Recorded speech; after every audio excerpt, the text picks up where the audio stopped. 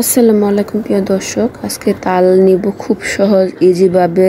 তাল নিব যত সহজে তাল নেওয়া যায় আর কি, সেভাবে নিয়ে দেখাবো কত সহজে তাল নেওয়া যায়। আর তালটা একটু বাইরে দিলে কিন্তু উপরের যে খোসাটা থাকে ওইটা অটোমেটিক ভেঙে যায়, একটু চাপ দিলেই হয়। আর এই পর্যায়ে আমি সুন্দর করে তালের যে খোসাগুলো সেগুলো আস্তে আস্তে তুলে নিব। এইভাবে করে ঠিক দেখাচ্ছে যেভাবে, এভাবে করে খোসাগুলো আমি তুলে নিচ্ছি। তারপর আমি পানিটা ভিজাবো না, যে মানে সবাই একভাবে তাল নেয়, আজকে আমি একটু অন্যভাবে দেখাবো কিভাবে নিলে একদম খুব সহজে অল্প সময়ে তাল নেওয়া যায় এবং আঁশও থাকে না এবং সময় খুব কম লাগে। তো এই পর্যায়ে আমি তালটাকে 3 ভাগে করে নিলাম, 3টা যেহেতু বিচি হয়েছে। তো এখানে আমি তালের আঁশগুলো বিচি থেকে একদম কেটে নিব, সবগুলো এভাবে করে কেটে নেব। এভাবে কেটে নেওয়ার পরে আমি এখানে একটা বলে নিয়েছি, আলাদা করে পানি দিয়ে একটু আগে দেখাবো কিভাবে, মানে প্রসেসটা দেখাবো, জাস্ট নিয়মটা কিভাবে শর্টকাটে নেওয়া যায়। তো এই তালগুলো আমি সবগুলো এভাবে করে তাল সহজে আঁশগুলো আমি এভাবে কেটে নেব। একটু খেয়ে নিলাম যে মিষ্টি কিনা, দেখে নিলাম আর কি আমি মিষ্টি আছে কিনা। তো এই সবগুলো এভাবে কেটে নেব, আগে একটু দেখাচ্ছি এটা আমি কীভাবে দেখাবো। এতটুকু জাস্ট এভাবে একটু পানিতে ভিজানোর পরে একটু নরম যখন হবে, একটু নরম হতে হবে, তাহলে খুব সুন্দরভাবে একদম হয়ে তালটা রসটা বের হয়ে যাবে। তো আমি সুন্দর করে পানিতে একটু মিক্স করে নিলাম। এই পর্যায়ে তো একটা পাতিলের মাধ্যমে এটা হলো একটা মশারির যে মশারি থাকে যে, সেগুলো নতুন একটা কাপড় আমি কেটে নিয়েছি, নতুন কাপড় কেটে নিয়েছি বলে এটা আমি আলাদা করে নিয়েছি আর কি। এটার মধ্যে দিয়ে জাস্ট আমি সুন্দর করে এভাবে চিবিয়ে নিচ্ছি, সব রসগুলো কিন্তু এভাবে বের হয়ে যাবে। তো আমি কি করব এখন, এটা জাস্ট আপনাদের দেখালাম।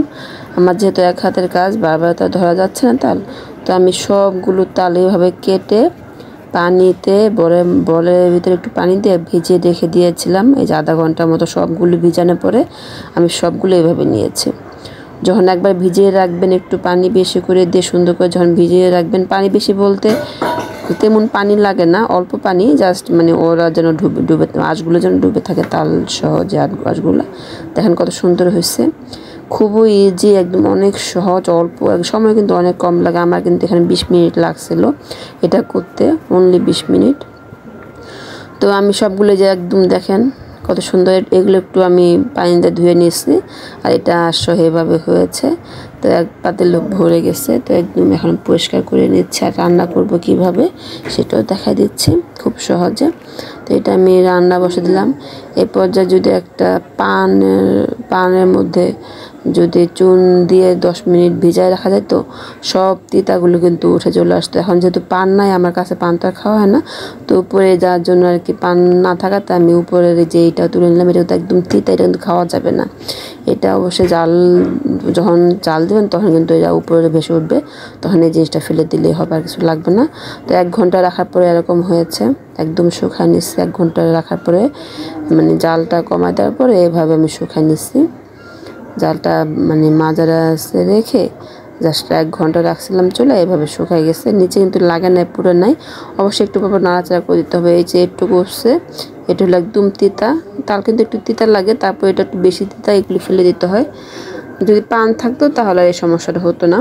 যাদের বাসায় পান আছে তারা একটু পানটাকে পানের মধ্যে চুন দিয়ে তারপর ভিজা রাখবেন, দেখবেন যে সব আঁশ থাকলে তিতে থাকলে সব উঠে চলে আসবে পানের সাথে, মানে 2-3 মিনিট রাখলেই হয়। সুন্দর করে আমি জাল করে নিলাম তালটাকে।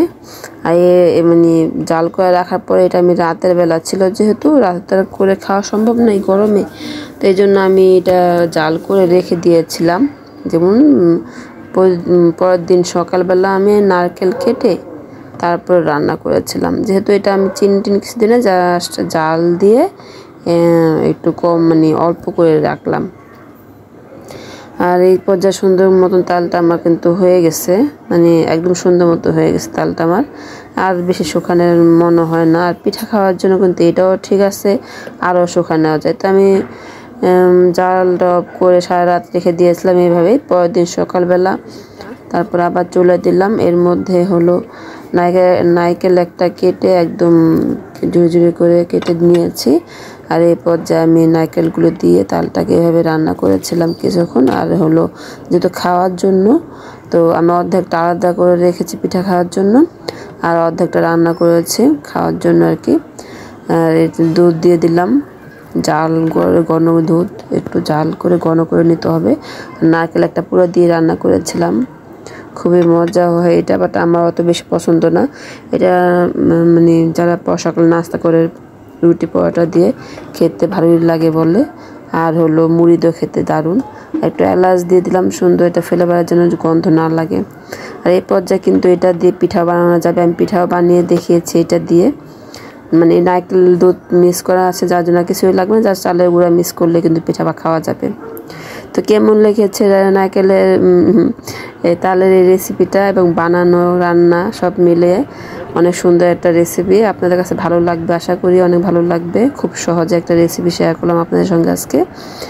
আর অবশ্যই যারা বলবো রেসিপিটা ভালো লাগলে অবশ্যই লাইক দিয়ে যাবেন। যারা পেজটাকে এখনও ফলো করে না ফলো করে রাখবেন। আর যারা ইউটিউব চ্যানেলতে দেখছেন অবশ্যই সাবস্ক্রাইব করে রাখবেন। এমন নতুন নতুন ভিডিও পাওয়ার জন্য অবশ্যই নোটিফিকেশন অন করে রাখবেন, বেল বাটনগুলো অন করে রাখবেন। তাহলে সাথে সাথে কিন্তু আমি ভিডিও পোস্ট করার সাথে সাথে আপনারা পেয়ে যাবেন। তো আজকে পর্যন্ত আল্লাহ হাফেজ সবাইকে।